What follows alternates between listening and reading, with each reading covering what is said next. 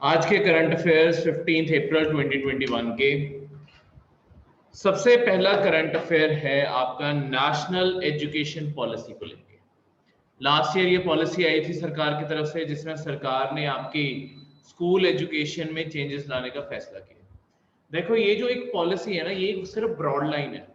इसमें जो चीजें लिखी है ये 100% बाइंडिंग नहीं है। ठीक है, तो ऐसा नहीं है कि लोगों को फोर्स किया जाएगा। जैसे एक पॉइंट बहुत ज्यादा कंट्रोवर्शियल हुआ था कि 5th क्लास तक सबको रीजनल लैंग्वेजेस में पढ़ाया जाएगा। अब कई स्टूडेंट्स हैं जो बचपन से ही इंग्लिश में पढ़ते हैं, दूसरी लैंग्वेज उनकी हमेशा सेकेंडरी हो जाती है, तो उन्हें कोई फोर्स नहीं किया जाएगा कि उन्हें स्पेसिफिकली हिंदी, उड़िया, तमिल, पंजाबी, उर्दू, जो भी वहाँ की रीजनल लैंग्वेज है उसी में ही पढ़ना पड़ेगा। तो ये गवर्नमेंट ने क्लैरिफाई कर दिया था कि ये सिर्फ एक ब्रॉड आउटलाइन है कि हम क्या विजन देना चाहते हैं। इसमें से जरूरी नहीं है कि हर चीज इंप्लीमेंट होगी। ठीक है, क्योंकि आपका जो एजुकेशन का मैटर है वो आपके कॉन्स्टिट्यूशन में कौन से लिस्ट का पार्ट है? गलत, कॉन्करेंट लिस्ट का पार्ट है। ठीक है, आपकी अमेंडमेंट हुई थी जिसके बाद ये कॉन्करेंट लिस्ट में चला गया था, स्टेट लिस्ट से निकाल के। तो ठीक है, तो इसके ऊपर कॉन्करेंट का मतलब है एजुकेशन के ऊपर सेंटर भी कानून बनाता है, स्टेट गवर्नमेंट्स भी कानून बना सकते हैं। ठीक है, दोनों मिलके कानून बनाते हैं, उसे कहते हैं कॉन्करेंट। कुछ मैटर्स यूनियन को दिए हुए हैं, उसे कहते हैं यूनियन लिस्ट, यानी कि जो सेंटर के कंट्रोल में, जैसे डिफेंस हो गया इंडिया का। स्टेट्स के कंट्रोल में जैसे पुलिस होगी, एंटरटेनमेंट होगी, ये स्टेट्स के उसमें है। और तीसरी कॉन्करेंट, यानी कि सेंटर और स्टेट जिसमें दोनों काम कर सकते हैं। एनवायरमेंट होगी, हाँ, ट्रेड हो गया,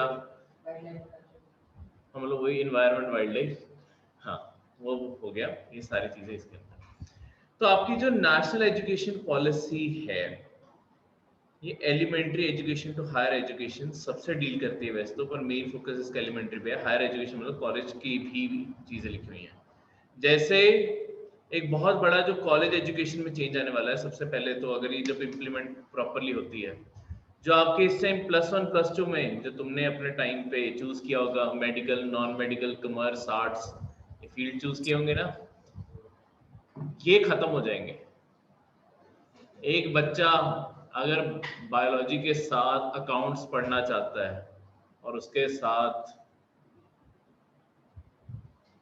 फिजिकल एजुकेशन लेना चाहता है, उसके साथ फिजिक्स भी रखना चाहता है, उसकी मर्जी है, जो मर्जी करे। ठीक है, कॉलेजेस के जो एंट्रेंस एग्जाम्स हैं, जो ये जेई और नीट है, ये भी लॉन्ग टर्म में खत्म करने का प्लान है। इनकी जगह एप्टीट्यूड टेस्ट आ जाएंगे। या तुम्हें एक्चुअली डिग्री का शौक है, या क्योंकि सारे इंजीनियरिंग कर रहे थे तो तुम भी इंजीनियरिंग कर रहे हो, ठीक है, तो एप्टीट्यूड टेस्ट इन्हें रिप्लेस कर देंगे। तो एप्टीट्यूड के बेसिस पे जज किया जाएगा लोगों को। तो ये हमारे इंडिया का लॉन्ग टर्म प्लान है कि ऐसे चीजें चलेंगी। डिग्री में भी कोई चीज फिक्स नहीं होगी। जैसे अभी यूजीसी के द्वारा ना सिलेबस फिक्स किया जाता है कि ये सब्जेक्ट्स तो मिनिमम पढ़ाने ही पढ़ाने हैं। फ्लेक्सिबिलिटी बढ़, हाँ बिल्कुल, वही धीरे धीरे चेंजेस ला रहे हैं। अब कॉलेजेस में भी जैसे आपके किसी को एक स्पेसिफिक चीज पढ़ने की जरूरत नहीं, लोग मिक्स एंड मैच कर पाएंगे सब्जेक्ट्स को। कुछ इंजीनियरिंग के ले लिए तो कुछ कॉमर्स के ले लिए, तो पता नहीं क्या बनेगा, पर विजन ये है कि जो अभी का तुम्हारा सिस्टम है ये मॉडर्न नीड्स को पूरा नहीं करता।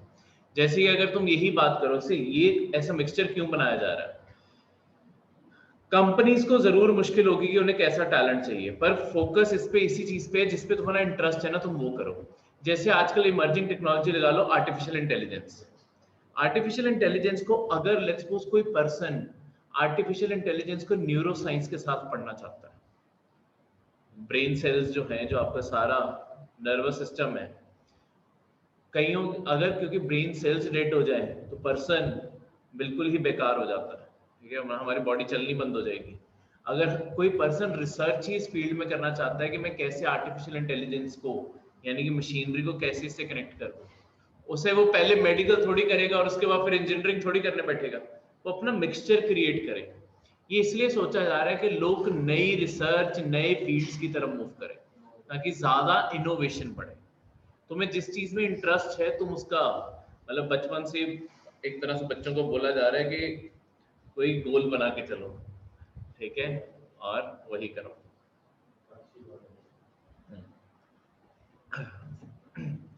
अच्छी बात है।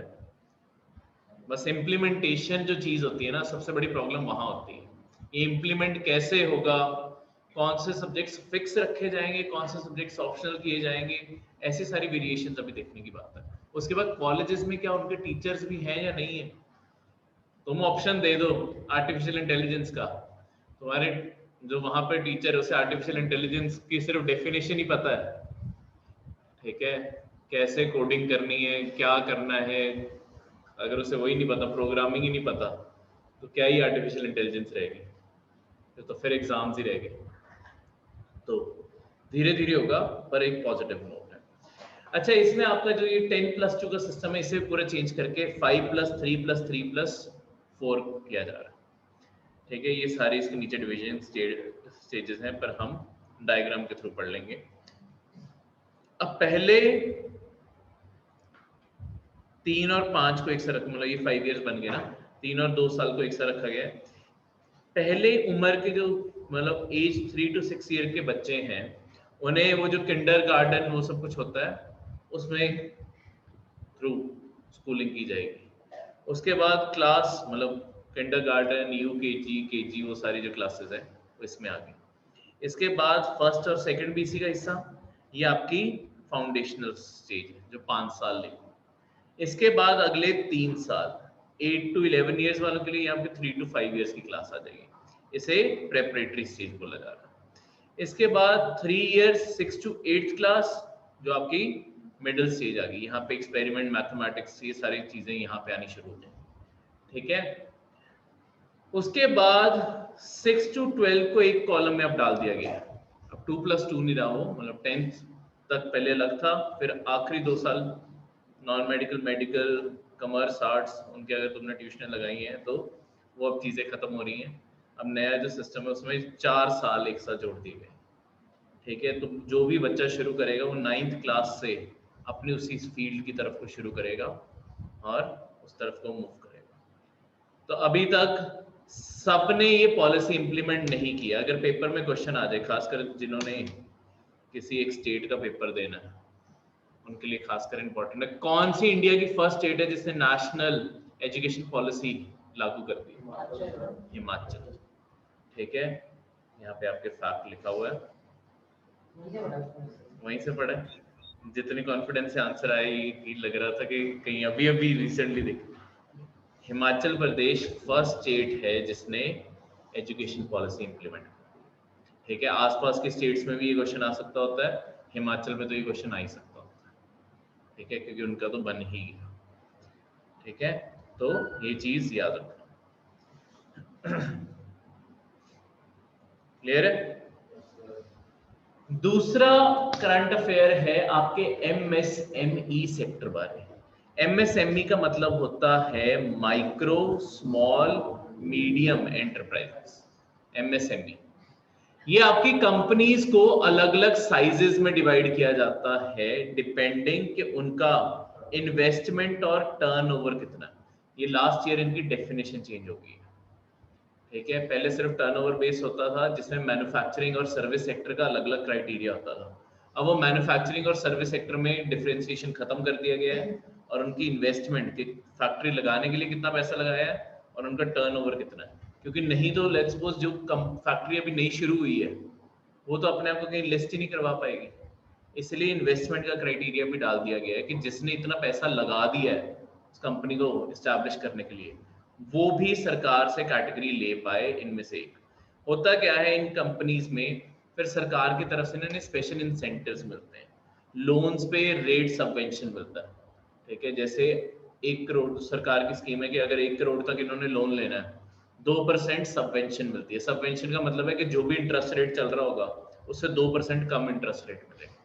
अगर 10% इंटरेस्ट रेट चल रहा है, 8% मिल गया, 8 चल रहा था 6 मिल जाएगा, तो 2% अपने आप कम हो जाएगा।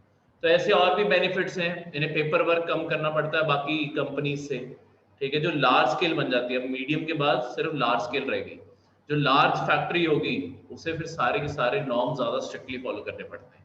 इनके लिए सरकार ने कंडीशंस रिलैक्स करके रखी हुई है। इस कारण इंडिया की जो एक्सपोर्ट्स है, इंडिया के एक्सपोर्ट्स का 40% हिस्सा एमएसएमई बनाते हैं, 40% एक्सपोर्ट्स इंडिया की जरूरत यही पूरी करते हैं।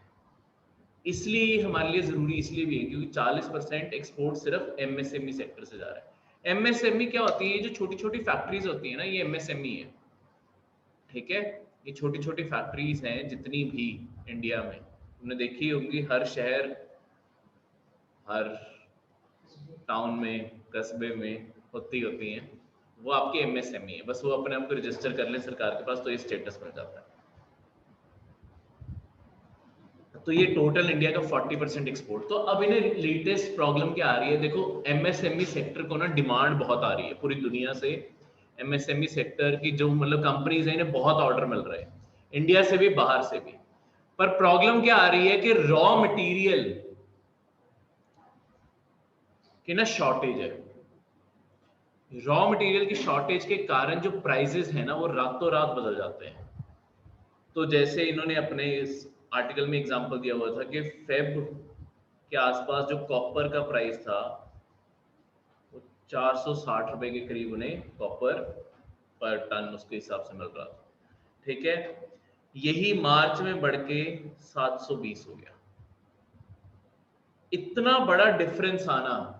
अब तुमने किसी को प्राइस कोट कर दिया, कंपनीज का ये सोचो, तुमने प्राइस कोट कर दिया, कंपनी ने डिलीवरी शुरू करनी है, कल तुमने प्राइस कोट कर दिया, जो तुम्हारा प्रॉफिट मार्जिन था वो तो सारा मारा जाएगा, शायद तुम्हें अपनी जेब से भी डालना पड़ जाए।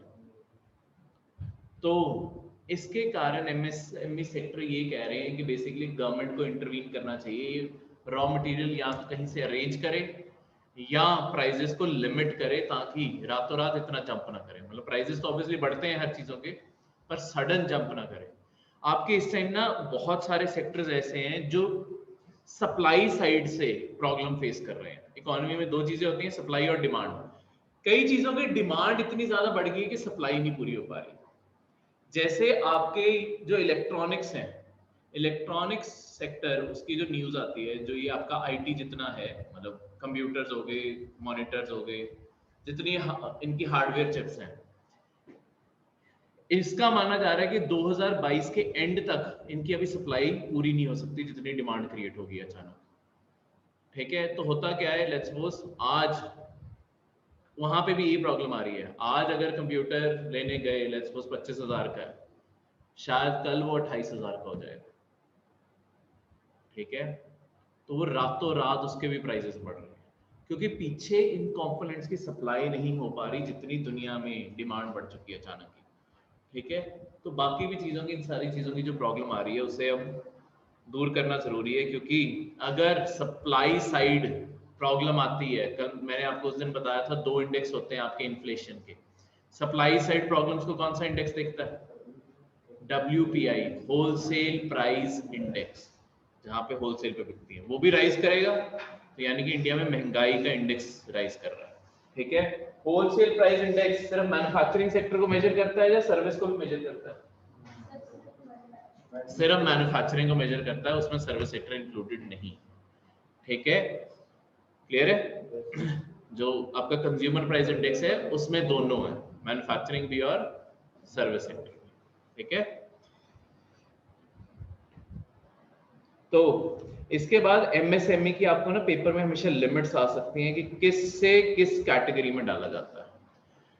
जो भी कंपनी 1 करोड़ से कम इन्वेस्टमेंट की होगी, उसे माइक्रो इन्वेस्टमेंट, और नीचे एनुअल टर्नओवर का वो लिखा हुआ है, जो 1 करोड़ से कम इन्वेस्टमेंट में कंपनी खुली है, उसे तुम माइक्रो का टैग दे सकते हो। 1 करोड़ से 10 करोड़ के बीच में जो है वो स्मॉल हो जाएगी, 10 करोड़ से 50 करोड़ तक मीडियम। इसके बाद एनुअल टर्नओवर अगर माइक्रो का 5 करोड़ से कम है तो माइक्रो होगी, स्मॉल 50, मीडियम 250। नहीं, कोई भी एक चीज।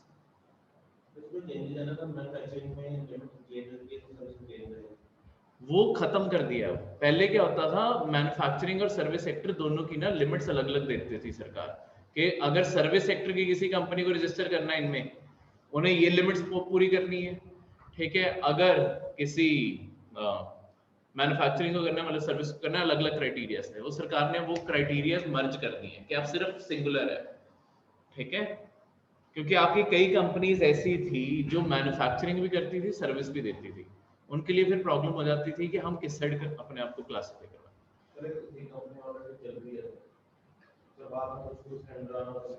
क्या चीज?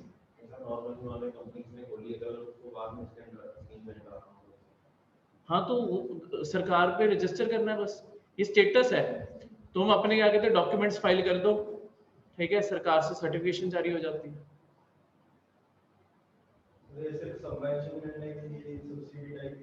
नहीं, और भी एक्सपोर्ट प्रमोशन स्कीम्स जो हैं उनमें क्या कहते हैं तुम्हें क्रेडिट मिलता है, ठीक है।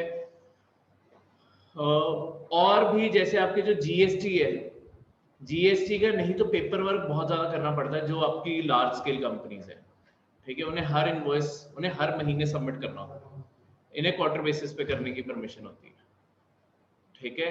तो ऐसी बहुत सारी जो आपके अकाउंट्स डिपार्टमेंट जैसे ऑडिट है, तुम्हें क्या कहते हैं जो बड़ी कंपनी है उन्हें अपने अंदर भी एक डिपार्टमेंट अलग से ऑडिट का बनवाना पड़ता है और एक एक्सटर्नल ऑडिट भी करवाना पड़ता है। इन्हें सिर्फ साल में एक बार एक्सटर्नल ऑडिट करवाना होता है, अपने अंदर कोई डिपार्टमेंट स्पेसिफिक डिपार्टमेंट बनाने की जरूरत है। इंटरनल और एक्सटर्नल ऑडिट्स ये दोनों करवाने की जरूरत है, तो ये सारे खर्चे बच जाते हैं, पेपर वर्क बहुत कम हो जाता है, इस कारण कंपनीज अपने आप को इनमें रजिस्टर करती है। नेक्स्ट सर, जो एनुअल टर्नओवर है, हाँ जी जी एक मिनट, हाँ जी बोलो बोलो। तो जो एनुअल टर्नओवर है, अगर वो आली लिमिट तो ज्यादा हो जाए फिर? तो अगली कैटेगरी में तुम अपने आप अपग्रेड हो जाओगे। बट सर, इन्वेस्टमेंट तो नहीं रहेगी ना? तो इन्वेस्टमेंट तो सिर्फ स्टार्टिंग में होती है, उसके बाद तो सिर्फ टर्नओवर ही रह जाता है। पहले क्या था, जो पहले क्राइटेरिया थे उसमें वर्ड ही सिर्फ टर्नओवर होता था, पर उसका ये मतलब था जो अभी नई कंपनी खुली है वो तो अपने आप में रजिस्टर करवा ही नहीं पाएगी क्योंकि उसका तो अभी कोई टर्नओवर ही नहीं आया। तो अब कोई बिल्कुल ब्रांड न्यू कंपनी भी खुली है वो भी रजिस्टर करवा पाए, इस कारण इन्वेस्टमेंट क्राइटेरिया अब डाल दिया गया ताकि जो अभी लेटेस्ट कंपनी में खुली है वो भी अपने आप को रजिस्टर करा, ठीक है, क्लियर है। एनुअल टर्नओवर तो बाद में आएगा, मतलब उसके बाद क्या होता है, अगर तुमने बिल्कुल स्टार्टिंग में किसी ने बहुत बड़ी, अब जैसे किसी ने बहुत लार्ज स्केल फैक्ट्री खोली, उसे 50 करोड़ से भी ज्यादा लगा दिए, उसे तो स्टार्टिंग में वो क्राइटेरिया मिल जाएगा मीडियम का, ठीक है, वो करना ही बहुत बड़े स्केल पे चाहता है, अगले के पास होगा पैसा और नहीं छोटे से शुरू करना चाहता। दूसरी साइड पे अगर उसने छोटे से शुरू किया, लेट्स सपोज उसने पहले साल में ही 55 करोड़ कमा लिए, उसने 1 करोड़ से कम लगाए थे पर पहले साल में ही इतनी ज्यादा उसका चीज चली कि 55 करोड़ से ज्यादा कमा गया, तो फिर तो अपने आप स्मॉल में आना चाहिए, तो वो स्मॉल में आ जाता है, स्मॉल नहीं सॉरी मीडियम में आ जाएगा, बिल्कुल। फिर मतलब सर एनुअल टर्नओवर ਦੇ ਅਕੋਰਡਿੰਗ ਉਹ ਚੇਂਜ ਹੁੰਦੇ ਰਹਿੰਦਾ ਉਹਦਾ ਸਟੇਟਸ ਹੈ ਨਾ? हाँ जी बिल्कुल।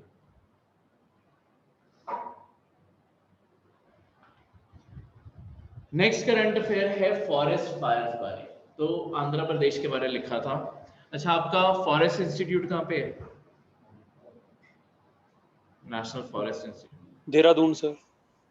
देहरादून में, ठीक है, नेशनल फॉरेस्ट इंस्टीट्यूट देहरादून में है, जो वैसे एक्चुअली सारी फॉरेस्ट फायर्स को मॉनिटर करता है, ठीक है, तो सारी फॉरेस्ट फायर्स देहरादून से मॉनिटर होती है, पर उसका जो डेटा है वो आता है नेशनल रिमोट सेंसिंग सेंटर से।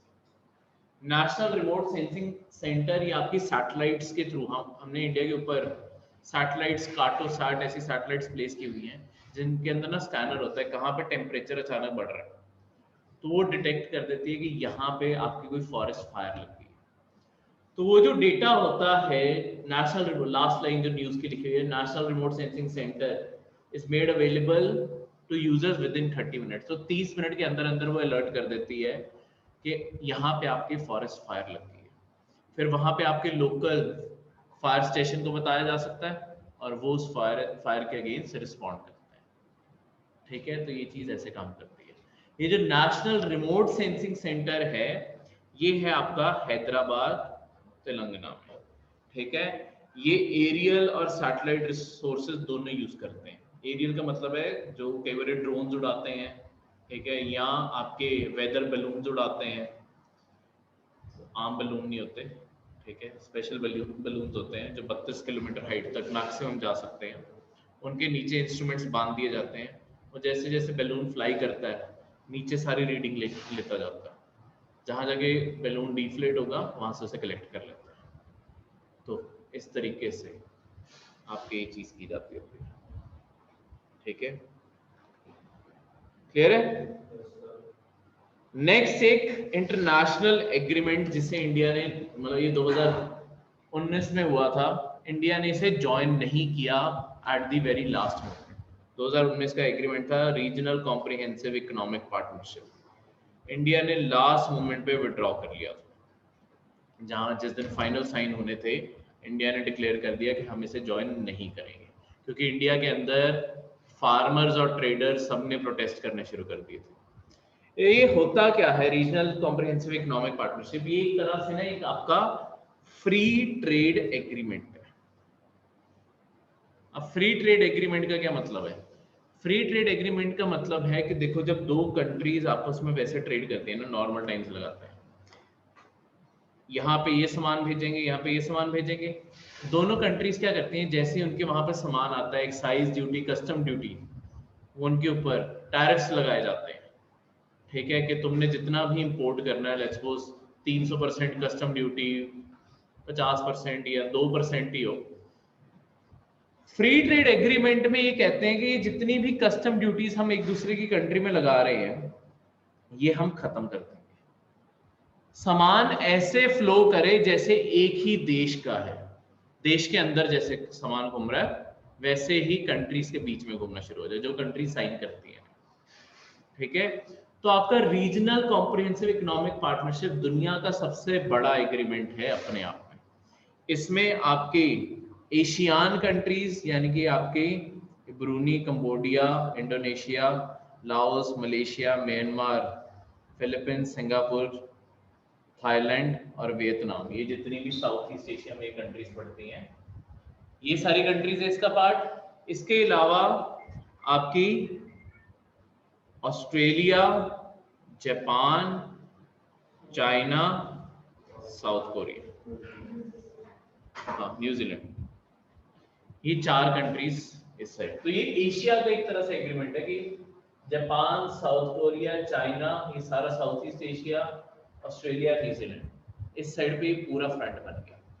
और अगर इंडिया भी, मतलब इंडियन लास्ट मोमेंट पे विड्रॉ किया, तो ये सारी इस जगह को कवर कर लेता है, ठीक है।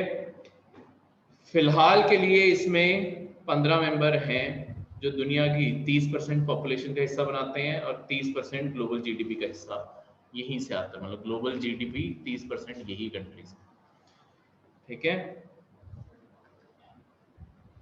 तो ये मैंने तुम्हें बताया बिगेस्ट ट्रेड ब्लॉक है, इससे बड़ा आज तक फ्री ट्रेड एग्रीमेंट कहीं नहीं हुआ, ठीक है। आपके जो यूरोपियन यूनियन है वो भी एक तरह से फ्री ट्रेड एग्रीमेंट है, या फ्री ट्रेड एग्रीमेंट और फ्री ट्रैवल वहां पे सब कुछ है, यानी कि तुम कब यूरोप की जो भी उसका पार्ट बनता है, यूरोप की एक कंट्री से कब दूसरी कंट्री चले जाओगे, वहां तो इतना ज्यादा है कि तुम्हें पता भी नहीं चलेगा। वहां का तो पासपोर्ट अलग अलग होते हैं, वीजा एक ही लगता है। अगर तुमने लेट्स सपोज तुमने सोचा तुमने फ्रांस घूमने जाना है, तो तुम्हें अकेले फ्रांस का वीजा नहीं मिलता, तुम्हें यूरोप का वीजा मिलता है, स्केंजन जोन, ठीक है। स्केंजन जोन का मतलब है एक, अगर तुम्हारा लेट्स सपोज फ्रांस जाके मन किया कि जर्मनी भी घूमा है, जा सकते हैं, बेल्जियम जाने का मन किया, नीदरलैंड जाना, जहां मर्जी जाओ, ठीक है, जो जो उसका पार्ट है। तो अभी इनमें इतना नहीं है, अभी सिर्फ ट्रेड को लेके है इनमें, पर इसमें इन्होंने हर टाइप के रूल्स बनाने थे, सर्विस सेक्टर के भी, ई कॉमर्स के भी, ट्रेड के भी, इंटेलेक्चुअल प्रॉपर्टी के भी, ये सारी चीजों के ये रूल्स बनाएंगे। कई चीजों को ये अभी भी एड्रेस नहीं करता, जैसे लेबर यूनियंस के क्या राइट्स होंगे, एनवायरमेंट प्रोटेक्शन के लिए क्या करेंगे, और गवर्नमेंट सब्सिडीज जो देती है अपनी कंपनीज को, उसे कैसे लिमिट किया जाएगा। गवर्नमेंट बहुत ज्यादा मैनिपुलेट, जैसे चाइना तो बहुत ज्यादा अपने ट्रेड को मैनिपुलेट करता है।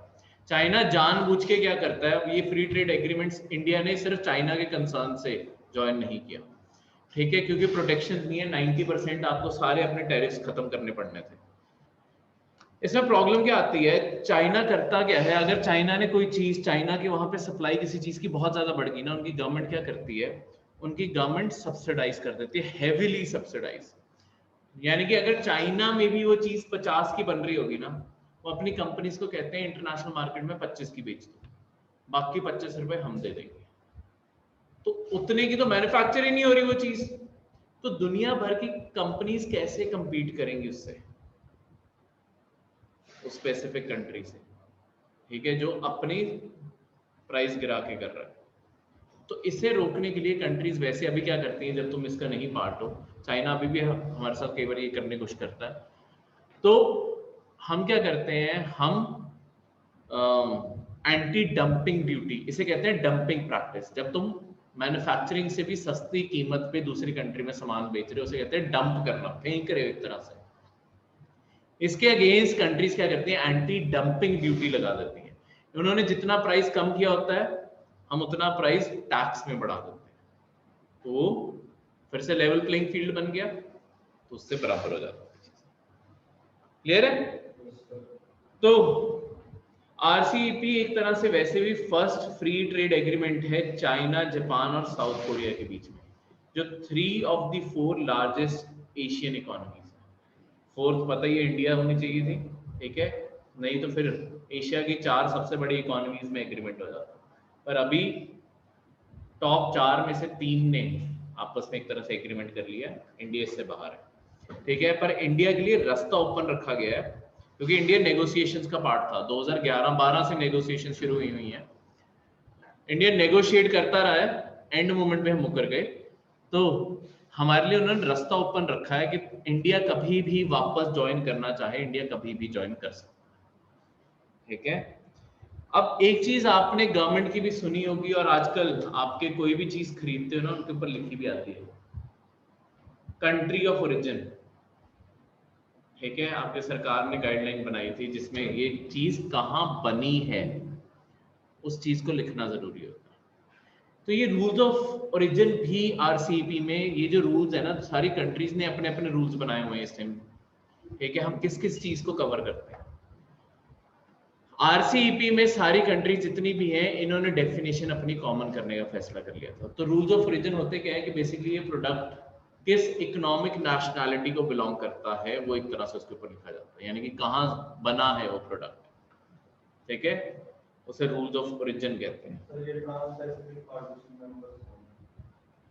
ट्रांस अच्छा टीपीपी, टीपीपी ना चल नहीं पाया, ये आपके ओबामा ने बनवाई थी अपने टेन्योर के बिल्कुल एंड में, और ट्रंप ने आके से छोड़ दिया था। तो अभी ये रिवाइव होगी, ये किसी टाइम जाके आपके जो बाइडेन ने बोला है हम टीपीपी रिवाइव करेंगे, ये एक बार के लिए अब वीक है, मतलब कंट्रीज ने ज्वाइन तो किया, पर जो सबसे बड़ा प्लेयर था यूएसए वही चला गया, तो आपकी ये पार्टनरशिप फेल होगी एक तरह से। पर अब अगर यूएसए वापस आता है तो इसे पावर मिलेगी। टीपीपी ट्रांस पैसिफिक पार्टनरशिप, वो सारी कंट्रीज जो पैसिफिक ओशन को टच करती हैं, ज्यादातर इनमें से ज्यादातर को मेंबर बनाया जा रहा है। कनाडा, यूएसए, मेक्सिको, यहाँ पे आपके एक तो चाइना और भी थी, ठीक है, इस साइड पे New Zealand, Australia, Japan, south Korea, Philippines, China को नहीं बनाया जा रहा था, ठीक है, क्योंकि यूएसए और चाइना अगर यूएसए आता है, फिलहाल के लिए अगर तुम्हें ये फैक्ट आता है कि आरसीपी कंबाइंड जीडीपी बढ़ा है टीपीपी से, तो सही है, कोई बात नहीं, किसी करंट अफेयर में आएगा इस साल के अंदर अंदर, ठीक है, तब उसका मैप करेंगे, ठीक है। ट्रांस पैसिफिक का मतलब वो कंट्रीज जिन्हें पैसिफिक ओशन लगता है, उन्हें उनमें से कई कंट्रीज को जोड़ा जा रहा है, क्लियर है। नेक्स्ट आपकी एक और organisation, North Atlantic Treaty Organisation, NATO जिसे कहते हैं। बेसिकली अमेरिका जब वॉर पे जाता है ना, अमेरिका, हम कहते हैं कि अमेरिका ने इराक को इन्वेड किया, अमेरिका अफगानिस्तान में है, अमेरिका अकेला नहीं है, आपके अमेरिका और बहुत सारे आपके यूरोपियन कंट्रीज में, टोटल 30 यूरोपियन और नॉर्थ अमेरिकन कंट्रीज, कनाडा और यूएसए, इनके बीच में क्या कहते हैं एग्रीमेंट हुआ है। क्या एग्रीमेंट है? ये एग्रीमेंट की पार्टी है, नॉर्थ अटलांटिक ट्रीटी ऑर्गेनाइजेशन, ये एग्रीमेंट से बनी है। एग्रीमेंट से हुआ क्या 1949 में बनाई थी। इनमें इन सब ने डिक्लेयर किया कि अगर इनमें से एक कंट्री के ऊपर भी हमला होता है, ये सारी कंट्रीज वॉर पे जाएंगी। तो 9/11 सिर्फ यूएसए पे, मतलब हमला यूएसए पे हुआ, पर एक कंट्री पे हमला हो गया ना, इसका मतलब है सारी कंट्रीज वॉर पे जाएंगी। तो आपके यही चीज का न्यूज भी यही थी कि आपकी नेटो फोर्सेस भी विड्रॉ करेंगी अफगानिस्तान से, जैसे ही यूएसए विड्रॉ कर जाए। ठीक है, सितंबर 11 वही डेट इन्होंने 9/11 से पहले पहले विड्रॉ कर जाएंगे। ठीक है, और नेटो भी सारा विड्रॉ कर जाएगा। ठीक है, तो ये कलेक्टिव डिफेंस है जहां पे इंडिपेंडेंट मेंबर स्टेट्स एग्री करते हैं म्यूचुअल डिफेंस के लिए। ठीक है, एनी एक्सटर्नल पार्टी। इसका जो हेडक्वार्टर है वो हेरन ब्रसल बेल्जियम में है, पर जो कमांड सेंटर है वो मॉन्स बेल्जियम में। दोनों चीजें मतलब बेल्जियम में। बेल्जियम हमेशा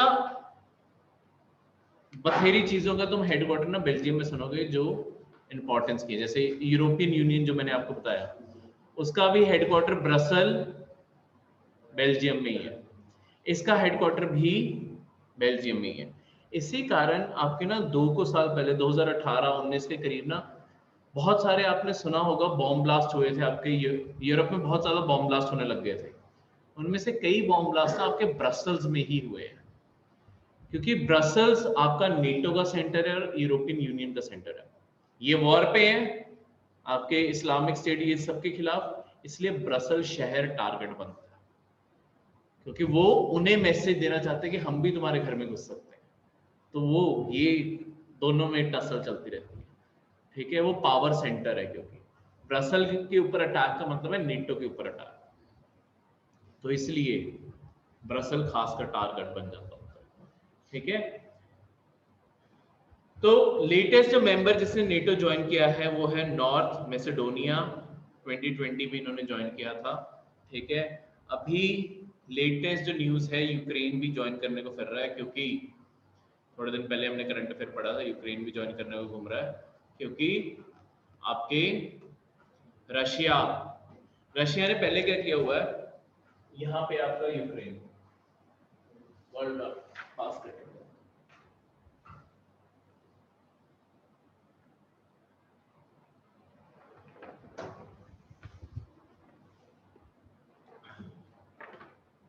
आपके ना यहाँ पे यूक्रेन, ब्लैक सी के ऊपर यहाँ पे यूक्रेन।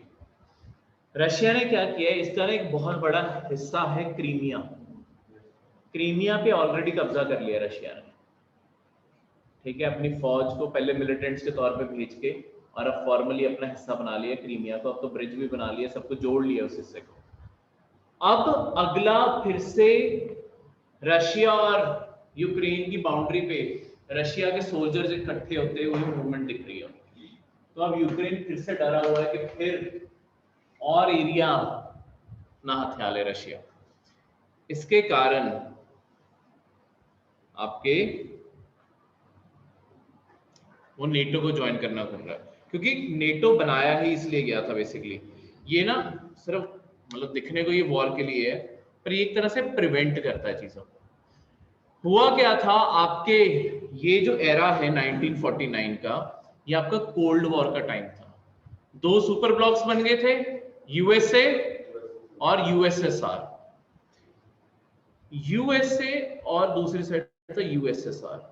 यूएसएसआर आपका जब रशिया, कजाकिस्तान इन सारे हिस्सों में टूट गया, यूक्रेन भी पहले इसी का हिस्सा था।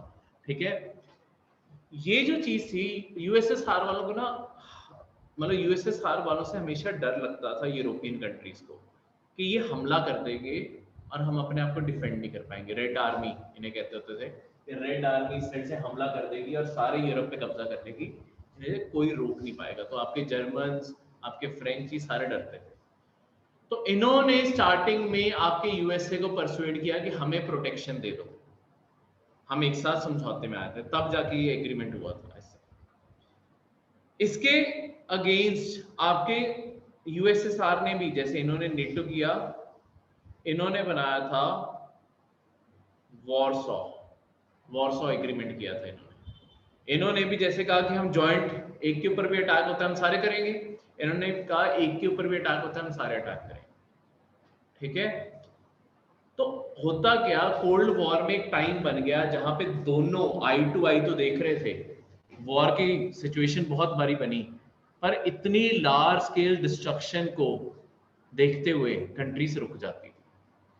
ठीक है, यूक्रेन इसीलिए ज्वाइन करना चाहता है। अगर यूक्रेन को नेटो की मेंबरशिप मिल जाती है, यानी कि अब तो खैर अकेला रशिया ही रह गया, ठीक है, तो रशिया के अगेंस्ट जो इतना बड़ा ब्लॉक है, रशिया को इस सबसे बैटल करनी पड़ सकती है। इसके कारण अब यूक्रेन इंटरेस्टेड है। पहले यूक्रेन रशिया के डर से रुका हुआ था कि रशिया और आगे ना बढ़े, पर अब धीरे धीरे वो नेटो के पास होते जा रहे हैं। लास्ट करंट अफेयर जो है आपका वो है India's public debt among the highest. Public debt यानी कि जो लोगों ने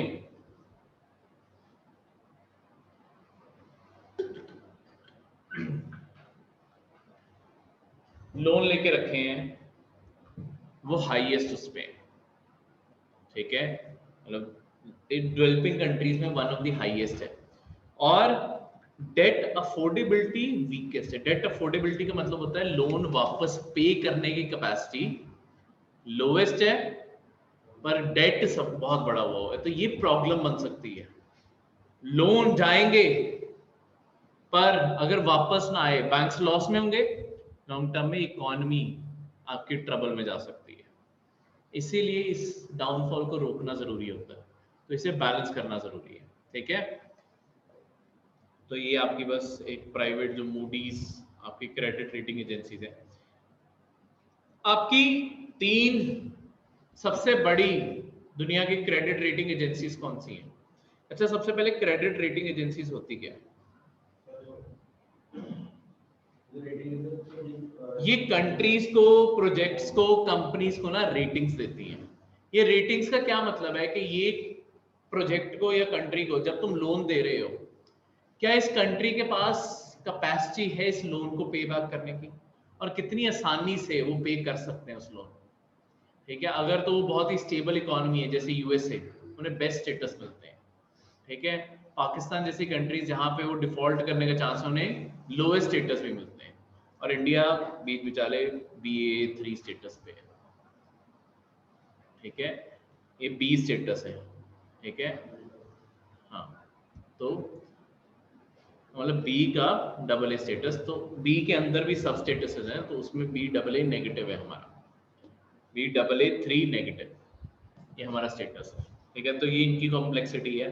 आपको पेपर में एक तो ये चीज आ सकती होती है हमेशा कि BAA3 often seen in the news, के अक्सर जो अखबारों में देखा गया है, इसका मतलब क्या है? उसका आंसर होगा क्रेडिट रेटिंग। ठीक है, सॉवरेन क्रेडिट रेटिंग या कुछ भी करके ऐसे लिखा होगा, उसका आंसर क्रेडिट रेटिंग होगा।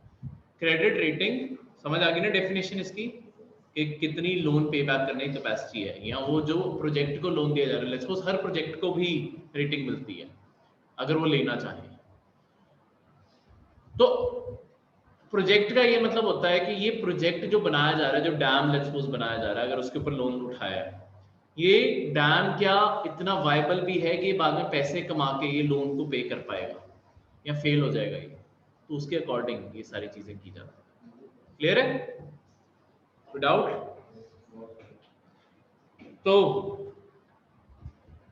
अच्छा, हाँ, मैं बता रहा था दुनिया की क्रेडिट रेटिंग एजेंसीज। एक है मूडीज, ये हमेशा क्वेश्चन आ सकता है कि 3 सबसे बड़ी क्रेडिट रेटिंग कौन सी है। दूसरी है फिच ग्रुप, और तीसरा है आपका स्टैंडर्ड एंड पुअर।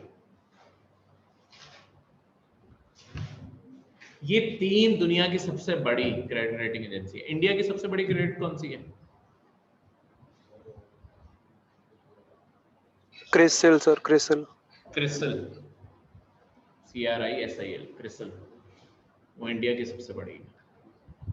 ठीक है, ये सारी वेस्टर्न है, पर ये इनका डेटा सारी दुनिया रेफर करती है।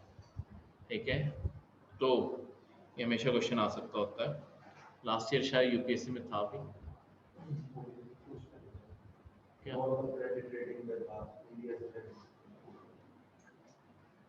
अच्छा ठीक, चलो तो कोई ऐसा क्वेश्चन था या पीसीएस में तो कहीं कहीं मैंने ये क्वेश्चन पढ़ा है, चलो कोई बात नहीं।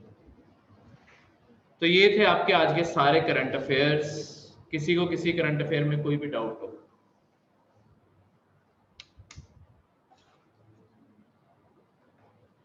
नहीं? तो ये रहे आपके आज के